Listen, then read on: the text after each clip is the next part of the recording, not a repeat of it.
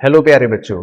ये video specially बना रहा हूँ सीए फाउंडेशन के स्टूडेंट्स के लिए। आज रिजल्ट तो आ चुका है और बहुत सारे रिजल्ट्स के बाद बच्चों के मैसेज भी आए कि सर आगे का गाइडेंस दीजिए। तो मैंने पूरी की पूरी वीडियो के अंदर सभी बच्चों को 5 मेन कैटेगरीज में डिवाइड करा है। तो सबसे पहले तो मेरे उन सभी प्यारे बच्चों को बहुत बहुत बधाई जिन्होंने बहुत अच्छे से मेहनत करी, बहुत अच्छा रिजल्ट आया और अपना सीए फाउंडेशन का एग्ज़ाम क्लियर कर लिया है और वो अपने नए सीए इंटर की नई जर्नी के लिए शुरू करने जा रहे हैं। तो आप अगर कैटेगरी 1 में हैं, आपका एग्ज़ाम क्लियर हो गया है, तो आपको मेरी तरफ से बहुत बहुत हार्दिक बधाइयाँ।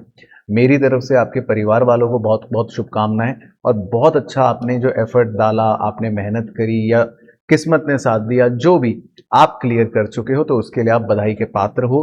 लेकिन कुछ दिन आपको बोलूँगा इस सक्सेस को एंजॉय करना, 4 दिन, 5 दिन, 1 हफ्ता, और उसके बाद सीए इंटर की अपनी एक नई जर्नी शुरू करना। सीए इंटर की नई जर्नी शुरू कैसे करनी है, क्या नहीं है, उसके लिए बिल्कुल चिंता मत करना। सारी गाइडेंस मैं आपको दूंगा अगली प्रॉपर डेडिकेटेड वीडियो में। तो अब जो बच्चे पास हो चुके हैं उनके लिए तो कोई भी टेंशन नहीं है, वो तो अपना एक नई जर्नी की शुरुआत करेंगे। लेकिन अब हम चलते हैं उन स्टूडेंट्स की तरफ जिनका रिजल्ट में अनसक्सेसफुल लिखा हुआ था, यानी कि वो अपना एग्जाम इस बार क्लियर नहीं कर पाए।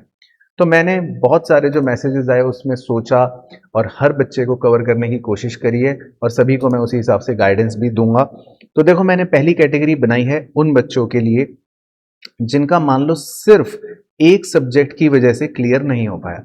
मैंने देखा कई बच्चों का रिजल्ट ऐसा था कि सिर्फ लॉ की वजह से मेनली मान लो क्लियर नहीं हो पाया, या किसी बच्चे का हो सकता है सिर्फ क्यूए या इकोनॉमिक्स की वजह से क्लियर नहीं हो पाया, या मान लो अकाउंट्स की वजह से क्लियर नहीं हो पाया। मतलब सिर्फ एक सब्जेक्ट में आपके 25, 30 या 35 मार्क्स रह गए। वैसे आपके मार्क्स अच्छे थे और कई कई बच्चे तो मैंने ऐसे देखे 240, 250, इनफैक्ट 260 मार्क्स भी हैं, लेकिन एक सब्जेक्ट में नहीं हो पाया।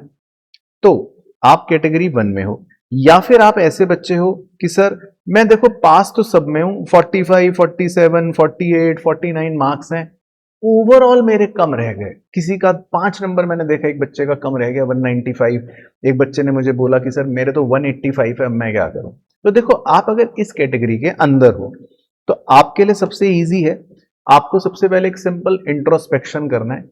अगर ओवरऑल की बात करें, आप ओवरऑल में हो कम, तो फिर तो देखो आपके चारों ही सब्जेक्ट, इसका मतलब बैलेंस्ड आउट है, चारों में आप पास तो हुए हो, बस ओवरऑल कम है। तो आपको सिंपल सा मंत्र है, आपको किस चीज पर फोकस करना है, राइटिंग प्रैक्टिस पर, और आप ज्यादा से ज्यादा मॉक पेपर सॉल्व करो, दैट्स इट। अगले 2 महीने कुछ भी एक्स्ट्रा मत करो, आपने पढ़ तो रखा ही है, आप पास भी हो, तो सिर्फ वही पढ़ाई रिपीट करो, रिवाइज करो।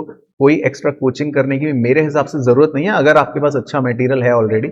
सिर्फ मॉक टेस्ट दो और रिटर्न टेस्ट दो, अकाउंट्स का, लॉ का लिख कर दो, और इको और मैथ्स के भी एमटीपी सॉल्व करते रहो, तो ऑटोमेटिकली आपका जो ओवरऑल 180 का स्कोर है वो बढ़कर 250 तक पहुंच सकता है। 2 ढाई महीने में आप ये काम कर सकते हो। अच्छा, अगर आपका सिर्फ एक ही सब्जेक्ट में आपका लगा कि मैं पास नहीं कर पाया, तो बहुत ही ईजी है। आपको उसी सब्जेक्ट को अब अपना 70% टाइम डिवोट करना है, पढ़ना भी है, कॉन्सेप्ट्स भी, जो चीजें छोड़ी थी उन पर फोकस करना है, और बाकी 3 सब्जेक्ट तो normal normal normal 30-40% of the time devote करके डिवाइड कर सकते हो। तो आपके लिए स्ट्रेटेजी बहुत ही ईजी है, सिंपल है। बस हाँ, आप शुरू कर देना, बिल्कुल परेशान, हताश, निराश नहीं होना, ये तो जीवन का पार्ट है, चलता रहता है, धूप छांव होती रहती है। तो बस आप तो ये समझो मैं इस कैटेगरी में हूं। कोई एक्स्ट्रा आपको एफर्ट, मतलब उस वे में नहीं डालने की जरूरत कि मुझे कुछ बहुत अतरंगी, बहुत कुछ ज्यादा करना है, नहीं, बहुत सिंपल है आपके लिए। 2 महीने आप हल्की फुल्की कंसिस्टेंट मेहनत करोगे तो आप तो क्लियर कर लोगे। दूसरी कैटेगरी, अगर आपके ओवरऑल मार्क्स 180 से कम है ना, और 2 सब्जेक्ट्स में आप क्लियर नहीं कर पाए, तो थोड़ा सा मैं कहूंगा कंसर्निंग है। अगर आप इस कैटेगरी के अंदर आ रहे हो तो वहां पर मेरी सीधी सजेशन आपको ये होगी कि वहां पर आप असिस्टेंस ले सकते हो। अगर आपको वहां पर कोई अभी 2 महीने के लिए कोई बैच ज्वाइन करना है तो आप कर सकते हो। अगर आप यूट्यूब से पढ़ रहे हो, मेरे चैनल से पढ़ रहे हो, तो मेरे चैनल पर देखो मेंबरशिप है, जिसमें अकाउंट्स और इकोनॉमिक्स तो आप पूरा कवर कर सकते हो अच्छे से। मान लो आप बड़ी बड़ी ज़्यादा फीस एक बार में अफोर्ड नहीं कर सकते, तो आपके लिए मेंबरशिप का ऑप्शन बहुत बढ़िया है। बहुत सारे स्टूडेंट्स ऑलरेडी पढ़ रहे हैं, पास भी हो रहे हैं, पढ़ के फायदा भी हो रहा है। उसमें सिंपल मॉडल है, आपको बहुत ही नॉमिनल से चार्जेस में अकाउंट्स और इकोनॉमिक्स की तैयारी करने को मिल जाएगी। बट हाँ, लेकिन अगर आपको मैथ्स की तैयारी करनी है, आपको लॉ की तैयारी करनी है, तो अमन सर का, अमोल सर का भी बहुत ही अफोर्डेबल एक एग्जाम ओरिएंटेड बैच रहता है, जिसमें कंप्लीट प्रिपरेशन आप अच्छे से कर सकते हो, है ना। तो करना क्या है, देखो अगर आप 2 सब्जेक्ट में क्लियर नहीं कर पाए और अगर मान लो किसी में आपके मार्क्स वाकई में कम है, 25 से भी कम है, तो मैं तो ये बोलूंगा कि वहां पर आपको एक असिस्टेंस ले लेनी चाहिए। 2-2.5 महीने का गेम है, लेकिन असिस्टेंस में मतलब आप काम करोगे तो फायदा ही होगा, आपका एग्जाम क्लियर होने की प्रोबेबिलिटी बढ़ जाएगी। सेम गोज फॉर जिनके ओवरऑल 180 से कम मार्क्स है। अच्छा, ज्यादा कंसर्निंग और ज्यादा मेहनत जो करनी है, वो थर्ड और लास्ट जो कैटेगरी है, बेसिकली पहले मैं इनकी बात करूंगा, जिनका अगर चारों ही या 3 सब्जेक्ट्स में आपका क्लियर नहीं हुआ, मतलब आप 40 भी नहीं ला पाए हो, तो वहां पर मैं ये बोलूंगा कि आप अपने कॉन्सेप्ट बिल्डिंग पर फोकस करना। आप तो अगर अभी सितंबर का एग्जाम भी देने का अगर सोच रहे हो, जो 2-2.5 महीने बाद ही है, तो मुझे ऐसा लगता है कि वो भी शायद हो सकता है आपको बहुत जल्दी हो जाए। क्योंकि अगर आपके मार्क्स चारों ही सब्जेक्ट में कम है, मतलब 40 भी नहीं है और किसी में 20 भी है या किसी में और कम है, तो दैट मीन्स मुझे ऐसा लगता है वहां पर कॉन्सेप्ट ही आपका वीक है। तो वहां पर तो मेरा सजेशन टू बी ऑनेस्ट ये रहेगा कि आप एक रेगुलर बैच ज्वाइन कर सकते हो जो जनवरी के लिए स्पेसिफिकली हो, गिवन दैट कि आप भी फिर जनवरी को ही टारगेट करके पढ़ाई करो। बट मैं ये नहीं कहूंगा कि हर बच्चे को यही करना चाहिए। मान लो आप इस कैटेगरी में हो और आपको लगता है कि यार मैं 2 महीने में अब तो मैं अच्छे से मेहनत कर लूंगा, कोई बात नहीं, मैं 4 सब्जेक्ट्स में फेल था या 3 सब्जेक्ट्स में फेल था और मेरे 150 मार्क्स भी नहीं थे, मान लो आपके 120 मार्क्स थे, 130 मार्क्स थे, लेकिन अब तो मैं कर लूंगा। तो कर सकते हो, ऐसा नहीं है कि नहीं कर सकते, कर तो सकते हो, लेकिन फिर वो बहुत ही अलग गेम प्लान हो जाएगा, बहुत ही मतलब सोचो आप अगर 120 पर अभी बैठे हो और 200 पर आपको पहुंचना है, ऑलमोस्ट डबल करना पड़ेगा अपने मार्क्स को। तो मुझे ऐसा लगता है 2 महीने में करना थोड़ा मुश्किल है, लेकिन कर सकते हो। उसके लिए स्ट्रेटेजी बहुत ही सिंपल है।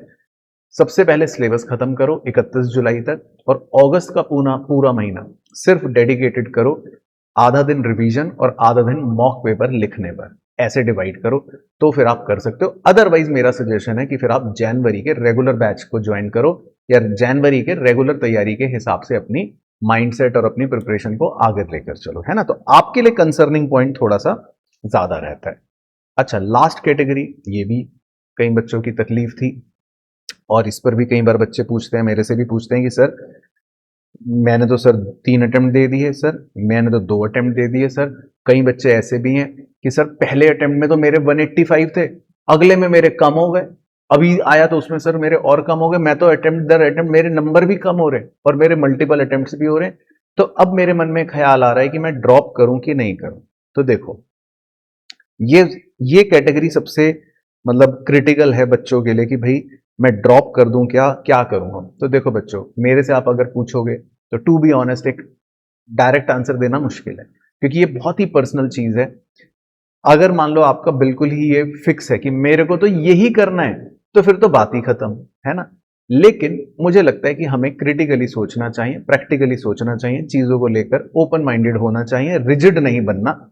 तो अगर आपने 3 अटेम्प्ट दे दिए हैं या 4 अटेम्प्ट दे दिए हैं, तो मेरी सलाह ये है, 4 अगर दे चुके हो तो बिल्कुल डेड श्योर मेरी सलाह ये है, अगर आपका 4 अटेम्प्ट हो चुका फाउंडेशन में नहीं क्लियर हुआ, तो मेरे हिसाब से आप दूसरे कोर्स को एक्सप्लोर कर लो।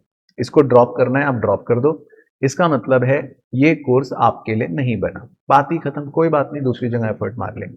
लेकिन जिसके अभी 2 ही अटेम्प्ट हुए हैं और आपके मन में ड्रॉप का ख्याल आ रहा है, या 3 भी हो गए, 3 को बिल्कुल मैं मार्जिनल मानता हूं, लक्ष्मण रेखा टाइप का, तो वो बच्चा 1 अटेम्प्ट और दे दो, चाहे चाहे सितंबर का अपने हिसाब से तैयारी को देखकर या जनवरी का, मेरे हिसाब से 1 अटेम्प्ट और दे सकता है। लेकिन आप भी दूसरे ऑप्शंस एक्सप्लोर करना शुरू करो कि यार ये नहीं तो क्या, है ना। अब वहां पर बहुत सारे दायरे खुल जाते हैं, बहुत सारे ऑप्शंस होते हैं। अब मैं उनको ऐसे ओरली तो एक एक करके नहीं बता सकता, but there are various courses, various options, उनके बारे में आप एक्सप्लोर करना शुरू कर दो कि यार ये नहीं तो मैं क्या कर सकता हूं। बहुत से अच्छे फाइनेंस कोर्सेज भी हैं आजकल, बहुत से अच्छे स्किल कोर्सेज भी हैं आजकल। ड्यूरेशन देख लो, 3 महीने का करना है कि 3 साल का करना है, वो आपकी कॉल है, लेकिन एक्सप्लोर करना शुरू कर दो। तो जो बच्चे उस कैटेगरी में हैं उनके लिए ये बात रहेगी। तो खैर कुल मिलाकर मैं आप सभी बच्चों को अंततः यही बोलूंगा कि देखो भैया, रिजल्ट कोई जीवन का अंत नहीं है। अच्छा आया है तो भी पगलाना नहीं है, खराब आया है तो भी घबराना नहीं है ना। वो सिंपल सी कहावत है, वो आपके लिए मार देता हूं कि भैया देखो, अगर हार हो गई है ना आज, तो उसको दिल पर मत लगाना। और अगर जीत हो गई है आज, आप अच्छे कर रहे हो आज, तो उसको दिमाग पर मत चढ़ाना। तो कुछ भी है, आगे ही बढ़ना है। जो इनका क्लियर हो गया वो इंटर की तैयारी करेंगे, जिनका नहीं हुआ वो अपनी तैयारी करेंगे। तो आपको आगे बढ़ना है, ठीक है ना। बाकी मैं हर उस बच्चे का मतलब कह सकते हो गर्व महसूस करता हूं जिसने मेहनत करी। तो रिजल्ट इज इमेटीरियल, तो मैं इसलिए पूछ ही नहीं रहा आपका क्या रिजल्ट है, और मुझे कोई मतलब नहीं है कि आपका क्या रिजल्ट है। आपने मेहनत करी, मेरे लिए आपने बस वही सबसे बड़ा काम है जो आपने करा, दैट्स इट। तो बिल्कुल मैं आप पर प्राउड फील करता हूँ, बिल्कुल मैं आप पर गर्व करता हूँ, आपकी मेहनत को गर्व करता हूँ, और मैं हमेशा आपके साथ हूँ। किसी भी तरह की प्रॉब्लम हो, किसी भी तरह की गाइडेंस हो, कुछ भी पूछना हो, नीचे आप कमेंट भी कर सकते हो, और पूरी कोशिश करूंगा 101% कि जितना मैक्सिमम पॉसिबल होगा मैं आपके लिए और वीडियोस भी बनाऊंगा गाइडेंस को लेकर, ठीक है। बट आज के लिए इतना ही रखो, आप भी काम डाउन रहो, एक दो दिन थोड़ा सा अपनी चीजों को समेटो, बैक टू नॉर्मल। कल परसों से कोशिश करो वापस से काम पर लग जाएंगे, ठीक है। चलो, तो मिलूंगा नेक्स्ट वीडियो में। ध्यान रखना और मस्त रहना, स्वस्थ रहना।